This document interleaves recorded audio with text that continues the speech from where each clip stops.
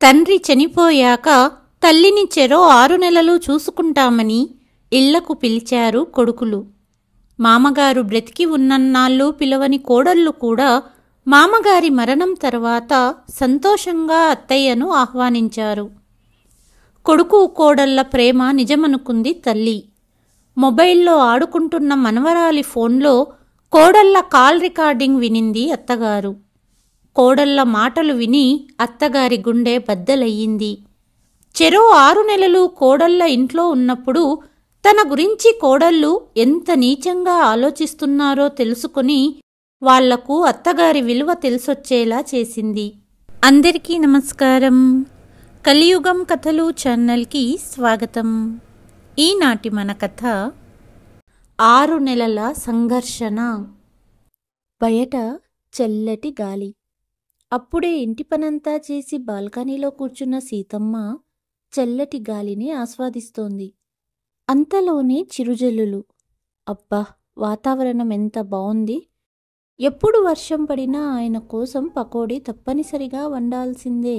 ఇద్దరం కలిసి చల్లటి వాతావరణంలో కబులు చెప్పుకుంటుంటే అసలు సమయమే తెలిసేది కాదు అనుకుంటూ భర్తను గుర్తు చేసుకుంది 58 సంవత్సరాల సీతమ్మ. అంతలోనే రీతు నానమ్మా అని పిలవగానే వర్తమానంలోకి వచ్చిన సీతమ్మ, నానమ్మా, ఆకలిగా ఉంది, తినడానికి ఏదన్నా పెట్టవా అని అడిగింది. వెంటనే, ఏంటి రీతు, హోంవర్క్ అయిపోయిందా? ఇవాళ ఆదివారం, కావాలంటే క్యాలెండర్లో చూడు, 13వ తేదీ. అబ్బా సరేలే అంటూ మనవరాలి కోసం ప్లేటులో అన్నం పప్పు తెచ్చి ప్రేమగా గోరుముద్దలు తినిపిస్తుంది. అంతలో కోడలు మీనా లోపల నుంచి వచ్చి, అత్తయ్యగారు, నేను మా స్నేహితురాలి ఇంటికి కిట్టి పార్టీకి వెళ్తున్నాను. తిరిగి రావటానికి లేట్ అవుతుంది. రాత్రికి భోజనం వండేయండి అంటూ వెళ్ళిపోతుండగా, అమ్మా, నేను నీతో వస్తాను అంటూ రీతు మారం చేయగా తన వద్ద ఉన్న 2 ఫోన్లలో ఒక ఫోన్ కూతురికిచ్చి వెళ్ళిపోయింది మీనా. అంతలో పిల్లలందరూ వర్షంలో ఆడుకోవడానికి వచ్చారు. నానమ్మ, పేపర్ పడవలు తయారు చేసి ఇవ్వవా, నేను వర్షంలో ఆడుకుంటాను అన్నది రీతు. ఈ కొద్దిగా అన్నం తినేసేయ్, చేసిస్తాను అన్నది సీతమ్మ. ఇదిగో, నీ వద్ద అమ్మ ఇచ్చిన మొబైల్తో ఆడుకుంటూ ఉండు, నేను వెళ్ళి పేపర్ పడవలు తయారు చేసుకొస్తాను అని లోపలికి వెళ్ళి పేపర్ తీసుకుని పడవలు తయారు చేసుకొచ్చింది. నానమ్మ పడవలు తెచ్చిందని సంతోషంగా నానమ్మను హత్తుకొని, థ్యాంక్యూ నానమ్మ అని మొబైల్ ఫోన్ నానమ్మ ఒడిలో పడేసి పరిగెత్తుతూ స్నేహితులతో ఆడుకోవడానికి వెళ్ళింది రీతు.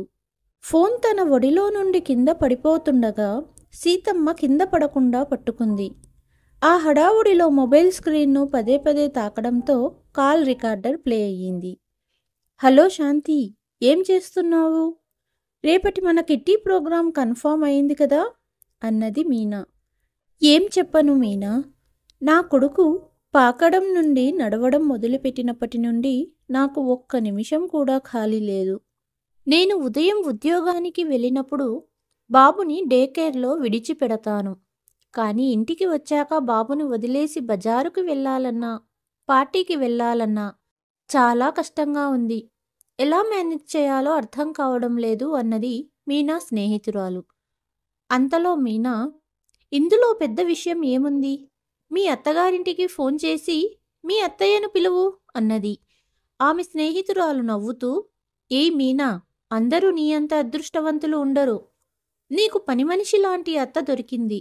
మహా అంటే రోజుకు పిడికెడు అన్నం తింటుందేమో, కానీ బదులుగా ఇంటి పనంతా చేస్తుంది.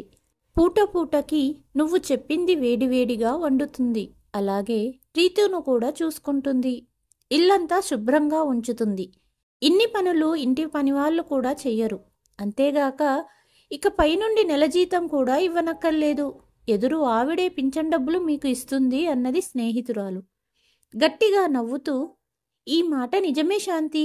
అత్తయ్య అక్క బావగారింటికి వెళ్ళినప్పుడు నాకు ఇల్లు మేనేజ్ చేయడం చాలా కష్టంగానే ఉంటుంది. ఇల్లంతా చూసుకునేలోపు చెమటలు పట్టేస్తాయి అన్నది మీనా. ఆ సమయంలో ఎలా ఇంటిని మేనేజ్ చేస్తావు అడిగింది శాంతి. దాంట్లో ఏముంది, ఆ సమయంలో 2 పనివాళ్ళను పెట్టుకుంటాను. ఒకరు ఇంటి పనికి, ఇంకొకరు వంట పనికి. అత్తయ్య వచ్చే ముందు ఇద్దరికీ జీతాలిచ్చేసి మళ్ళీ అత్తయ్య వెళ్ళాక పిలుస్తాను. ఇద్దరు పని మనుషులు ఖర్చు కూడా ఎక్కువే కదా. ఇక అత్తయ్య వచ్చాక ఫుల్ టైం పని మనిషి వచ్చినట్టే అంటూ, నిజం చెప్పాలంటే అసలు నాకు అత్తయ్యను అక్క వాళ్ళింటికి పంపడమే ఇష్టముండదు. కానీ ఇద్దరు అన్నాతమ్ముళ్ళు అత్తయ్యను చెరో 6 నెలలు చూసుకోవాలని నిర్ణయించుకున్నారు. అందుకే పంపవలసి వస్తుంది. నిజం చెప్పాలంటే అక్కడ మా అక్క బావగారి దగ్గర ఇదే పరిస్థితి. ఆవిడకు కూడా అత్తయ్యను ఇక్కడకు పంపడం ఇష్టమే ఉండదు అంటూ బిగ్గరగా నవ్వింది మీనా. సరే కానీ రేపు కిట్టి పార్టీ ప్రోగ్రాం క్యాన్సిల్ చెయ్యకు. అందరం సరదాగా గడుపుదాం. ఉంటాను మరి అంటూ ఫోన్ పెట్టేసింది మీనా. రికార్డింగ్ ఆగిపోయింది. బయట వర్షం కూడా ఆగిపోయింది. చుట్టూ అంతటా ప్రశాంతంగా ఉంది. కానీ సీతమ్మ మనసులో తన గురించి కోడలి ఆలోచనలు ఇలా ఉన్నాయా అంటూ బాధతో కళ్ళలో నుండి నీళ్లు కారాయి. కేవలం 1 సంవత్సరం క్రితం ఆమె భర్త 68 సంవత్సరాల వయసులో చనిపోయాడు. ఒకరోజు రాత్రి గుండెపోటు రావడంతో అతనిని డాక్టర్ దగ్గరకు తీసుకెళ్లారు. అప్పటికే ఈ లోకం నుంచి వెళ్ళిపోయారు. ప్రభుత్వ ఉద్యోగంలో ఉన్నత పదవిలో ఉండి రిటైర్మెంట్ అయ్యారు కాబట్టి మంచి మొత్తం పింఛన్ లభిస్తూ ఉండేది అతనికి. అలాగే భర్త మరణించిన తర్వాత కూడా సీతమ్మ గారికి పింఛన్ లభిస్తూనే ఉంది. సురేంద్ర, మనోజ్ అనే 2 కొడుకులు ఉన్నారు. చిన్న కొడుకు మనోజ్ హైదరాబాదులో ఉద్యోగం చేస్తుండగా పెద్ద కొడుకు సురేంద్ర విజయవాడలో ఉద్యోగం చేస్తున్నాడు. 2 కోడళ్ళు కూడా ఉద్యోగాలు చేసేవారు. పూర్వీకుల భూమి, ఆస్తి, గ్రామంలో పెద్ద 2 అంతస్తుల విలాసవంతమైన ఇల్లు, ఇలా డబ్బుకు ఎటువంటి లోటు లేదు.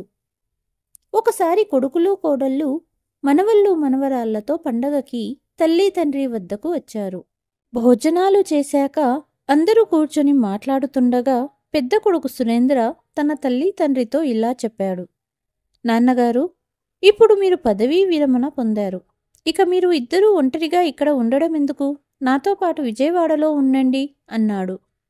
చిన్న కొడుకు మనోజ్ కూడా పట్టుబట్టాడు. లేదు, అమ్మా నాన్న నాతోనే ఉండాలని. 2 కొడుకులు తమ పట్ల చూయిస్తున్న ప్రేమ అభిమానానికి తల్లి తండ్రి చాలా సంతోషించారు. కానీ తండ్రి 2 కొడుకులకు ఇలా చెప్పాడు. మేమిద్దరం క్షేమంగా ఉన్నంతవరకు మేము ఇక్కడే ఈ గ్రామంలోనే ఉంటాము. ఇక్కడైతే అలవాటైన ప్రదేశం. ఇక్కడ ప్రతి ఒక్కరూ మనవాళ్ళు అనిపిస్తారు. మీ వద్దకు వచ్చిన తర్వాత అక్కడి మనుషులు తెలీదు. అక్కడి పరిస్థితులకు మేము ఉండలేము. ఒకవేళ భగవంతుడు మాలో ఎవరినన్నా ఒకరిని పిలిచాడనుకోండి, మిగిలిన ఆ ఒక్కరిని మీరు తీసుకెళ్ళండి. ఇక ఈ విషయంపై మమ్మల్ని ఇబ్బంది పెట్టకండి అన్నాడు తండ్రి. ఎప్పుడైనా కొడుకుల వద్దకు వెళ్దామని నేను చెప్పినా వద్దనడంతో నేను మా వారిపై కోప్పడేదాన్ని. కానీ తను మాత్రం ఎల్లప్పుడూ, సీత, భగవంతుడు నన్నే ముందుగా పిలుస్తాడు. అదే న్యాయం కూడా. ఎందుకంటే భర్త లేకుండా భార్య జీవించగలుగుతుంది. కానీ భార్య లేకుండా భర్తకు ఎటువంటి ప్రాముఖ్యత ఉండదు. భర్త లేకుండా కూడా భార్య అన్ని పనులు చేసుకోగలదు. అలాగే మనవళ్ళు మనవరాళ్లను చూసుకోగలదు. కానీ భార్య లేని భర్త ఇంటిలో అందరికీ భారమే కదా. ఒంటరిగా మిగిలిపోయిన తండ్రి తిండి గురించి, అనారోగ్యం గురించి ఇలా ఒక్కొక్క పనులను చూసుకోవలసి వస్తుంది.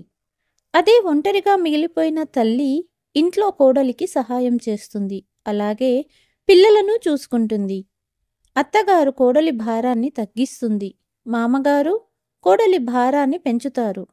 జరిగేది ముందే చూసినట్టుగా అంతా చెప్పారు అనుకుంటూ 2 కళ్ళు కన్నీటితో నిండిపోయాయి సీతమ్మ గారికి. వర్షం ఆగిపోయి చాలాసేపయ్యింది. ఆకాశంలో మేఘాలు కమ్ముకున్నాయి. నల్లని మబ్బుల వైపు చూస్తూ ఉండిపోయింది. అంతలోనే చెవుల్లో మనవరాలి గొంతు వినపడింది. నానమ్మా, ఏమైంది? ఎందుకేడుస్తున్నావు? రీతు తన చిన్న బొద్దు చేతులతో నానమ్మ కన్నీటిని తుడుస్తోంది. చెయ్యి పట్టుకుని లోపలికి తీసుకువచ్చింది. ఎవరో డోర్ బెల్ కొట్టడంతో వెళ్ళి తలుపు తెరిచి చూసింది. పొరుగున నివసించే పద్మ వచ్చింది. ఆమెతో కలిసి సీతమ్మ అప్పుడప్పుడు గుడికి వెళ్ళేది. అక్కడకు వచ్చిన తర్వాత పద్మాగారితో సీతమ్మకు బాగా పరిచయం ఏర్పడింది. ఇద్దరూ ఒకే వయసు వారు. స్నేహితుల్లా ఒకరికొకరు సుఖదుఖాలు పంచుకునేవారు.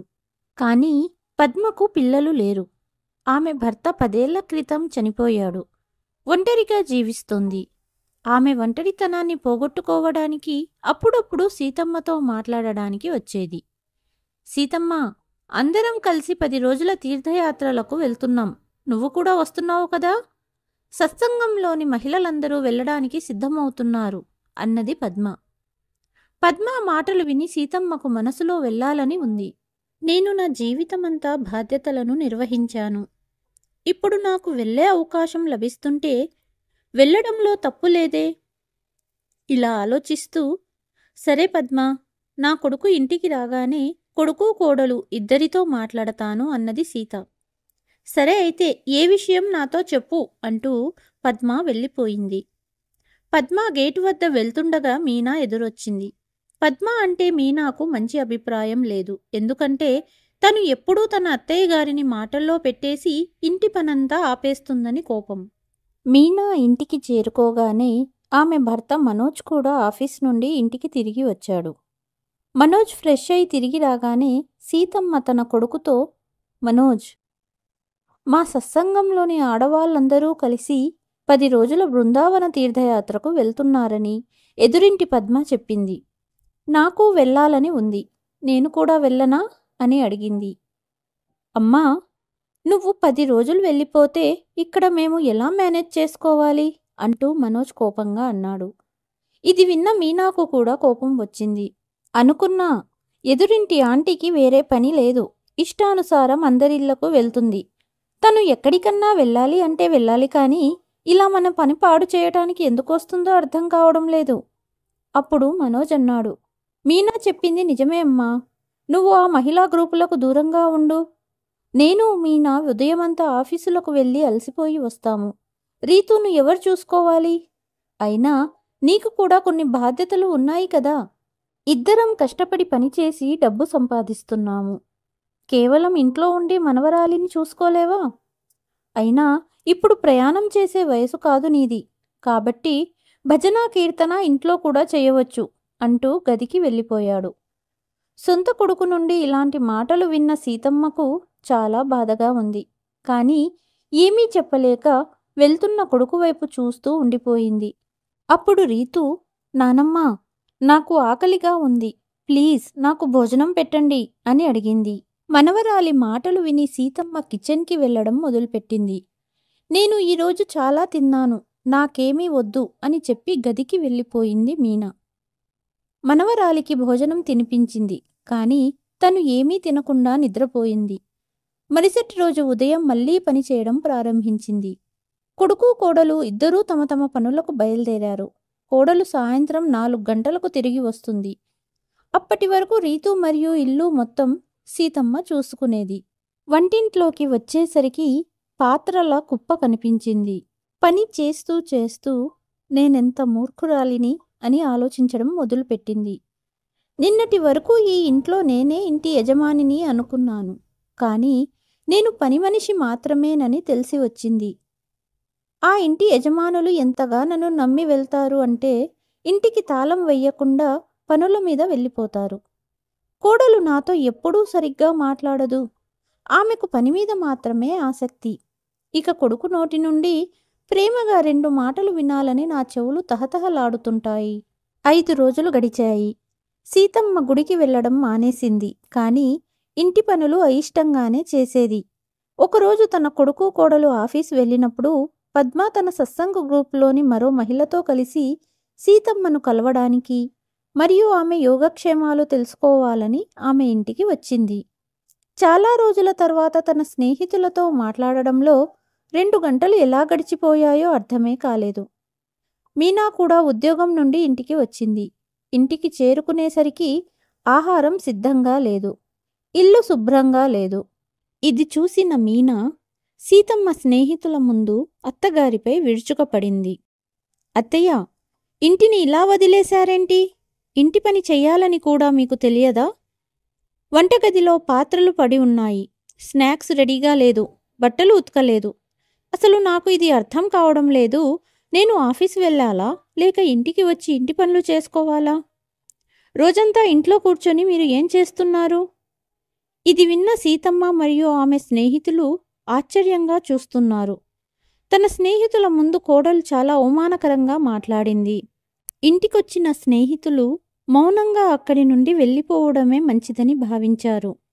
కోడలి మాటలను సీతమ్మ తట్టుకోలేకపోయింది. కానీ ఆ అవమానం ఆమెను లోపల నుంచి తినేస్తోంది.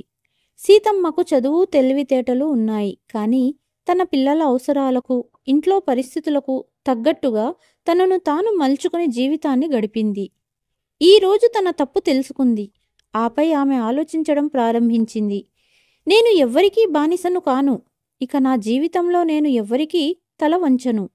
నా భర్త కూడా నా జీవితాన్ని గౌరవప్రదంగా జీవించాలని కోరుకున్నారు కదా. అందుకే నా కోసం గ్రామంలోని పూర్వీకుల పెద్ద ఇంటిని, బ్యాంకు బ్యాలెన్స్ అన్నీ వదిలి వెళ్లారు. నా దగ్గర డబ్బుకు కొదువలేదు. నెల నెలా వచ్చే పింఛనుతో హాయిగా జీవించగలను. నా కింద ఒక పని మనిషిని పెట్టుకొని సేవ చేయించుకోగలను. కానీ నా కోడళ్ళు నన్నే పని మనిషిని చేశారు. వీళ్ల కోసం ఇంటిని తుడవాలి, అంట్లు తోమాలి, వీళ్ల పిల్లలను చూసుకోవాలి. ఎదురు నేనే వీళ్లకు డబ్బులివ్వాలి. వాహ్, ఎలా ఉందో చూడు. తన ముసలి తల్లిని ఎంత బాగా చూసుకుంటున్నారో. ఇక చాలు. నేను బ్రతకాలంటే ఇతరుల ఇష్టాయిష్టాలపై ఆధారపడను. నాకు కూడా కొన్ని కోరికలు ఉన్నాయి. నేను రేపే గ్రామంలో ఉన్న నా స్వంత ఇంటికి తిరిగి వెళ్తాను.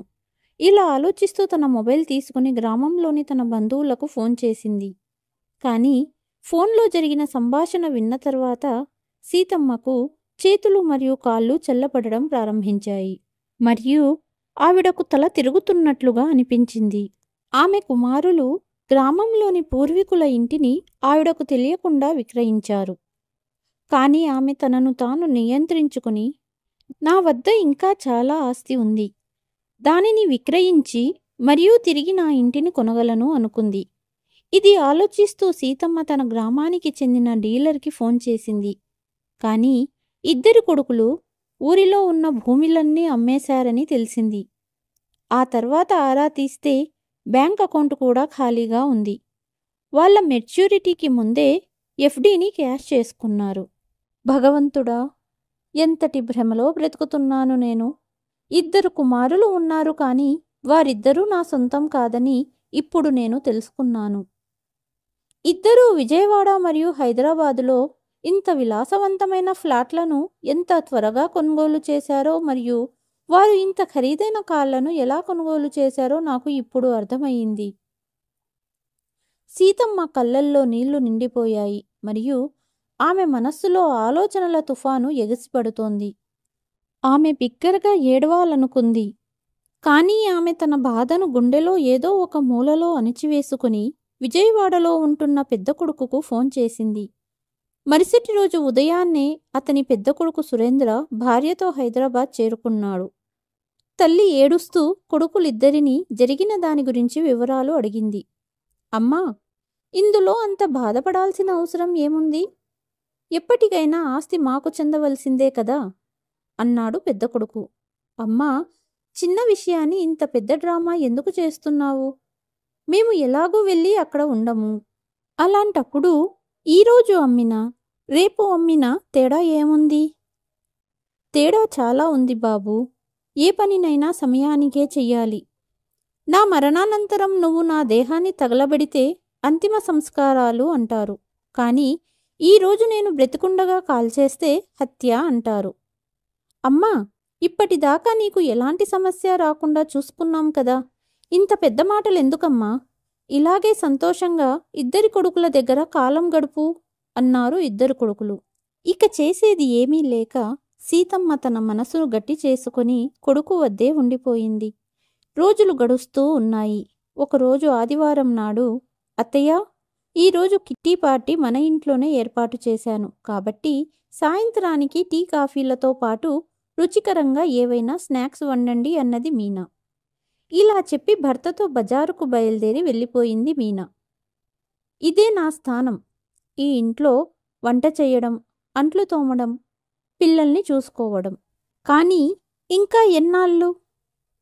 ఇక ఆ సమయం వచ్చేసింది. కోడళ్లకు తెలియాలి, నేను నీకు అత్తను, ఈ ఇంటి పని మనిషిని కాను అని.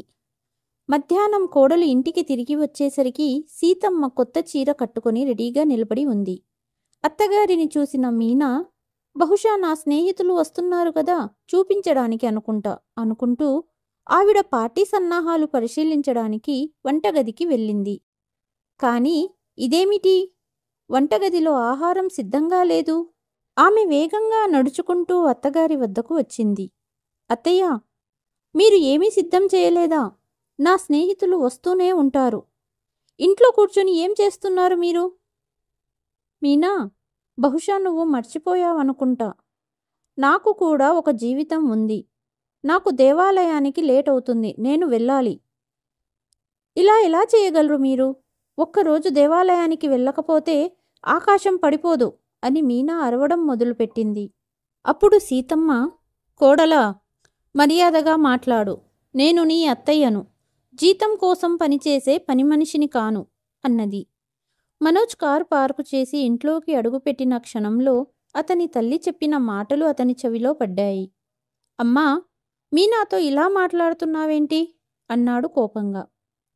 నా మాటలు మీకు చాలా బాధగా అనిపించాయి, కానీ మీరు చేసిందేమిటి?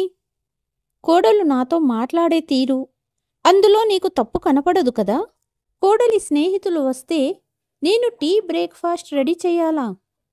మీరు బయటకు షికారుకు వెళ్తారా? పని మనిషి చెప్పే 100 అబద్ధాలనైనా నమ్ముతారు, కానీ నేను అమ్మను కదా. 58 ఏళ్ల వయసులో పనిచేసి అలసటగా ఉంది అన్నా వినిపించుకోరు. కానీ ఎందుకు ఎవ్వరికీ అర్థం కాదు? ఈ ముసలి తల్లి కూడా అలసిపోతుందని.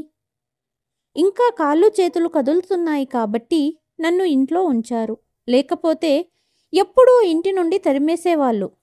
మనిషి వృద్ధావస్థకు చేరుకుంటాడు, అయితే తనకు ఎలాంటి కోరికలు ఉండకూడదా? ఇలా ఎప్పుడు చెప్పానమ్మా అన్నాడు మనోజ్. కాస్త మీ వయసుకైనా మర్యాద ఇవ్వండి.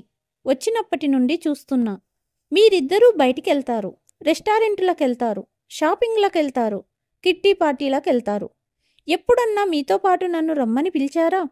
ఈ తరం సంతానం ఏమి కోరుకుంటున్నారు? ఈ రోజు నుండి నేను నిశ్చయించుకున్నాను, నా జీవితం నాకు నచ్చినట్టే జీవిస్తాను. నా పెన్షన్ డబ్బులు కేవలం నేనే ఉపయోగించుకుంటాను. అందులో నుంచి ₹1 మీరు తీసుకున్నా గుర్తుపెట్టుకోండి, నా ఆస్తిని కాజేశారని పోలీస్ కేసు పెడతాను అన్నది తల్లి. అత్తయ్య, మీకేమయ్యింది? ఇలా ఎందుకు మాట్లాడుతున్నారు అన్నది మీనా. నేను నిజమే మాట్లాడుతున్నాను మీనా. రేపు నేను బృందావన్ యాత్రలకు వెళ్తున్నా. మీ ఇంటిని మీరే చూసుకోండి అన్నది సీతమ్మ. అత్తయ్య, ఒక కుటుంబంలో ఉన్నప్పుడు అందరం కలిసే డిసైడ్ అవ్వాలి కదా. ఇలా మీరు వెళ్ళిపోతే ఎలా? కానీ నన్ను మీ ఇంటి మనిషిగానే చూడలేదే నువ్వంటున్నావా ఈ మాటలు? కావాలంటే నీ మొబైల్లో ఈ నెల 12వ తారీఖు కాల్ రికార్డింగ్స్ చూయించు. నీ నిజాయితీ బయటపడుతుంది. మీనా కళ్ళు పెద్దవి చేస్తూ, మీరు నా ఫోన్ చెక్ చేస్తున్నారా అన్నది. నీ మొబైల్ చెక్ చేసే అవసరం నాకు లేదు. ఒకరోజు నువ్వే రీతూకు ఇచ్చి బయటికెళ్ళావు. అప్పుడు బటన్ నొక్కిపోవడంతో కాల్ రికార్డింగ్ బయటపడింది. అప్పుడే నాకు తెలిసొచ్చింది, ఇన్ని రోజులు నా అనుకున్న ఇంట్లో నా స్థానం ఏంటో అంటూ దేవాలయానికి బయలుదేరి వెళ్ళిపోయింది సీతమ్మ. అప్పటి నుండి తను కోరుకున్న జీవితం జీవిస్తూ సంతోషంగా మిగిలిన జీవితాన్ని గడిపింది. సమాజంలో జరిగిన కొన్ని ఇన్సిడెంట్ ఆధారంగా కథను రాయడం జరిగింది. కథ కనుక నచ్చినట్లయితే please like, share and subscribe to కలియుగం కథలు. మరి ఒక కథతో మళ్ళీ మీ ముందుకు వస్తాను. అంతవరకు సెలవు.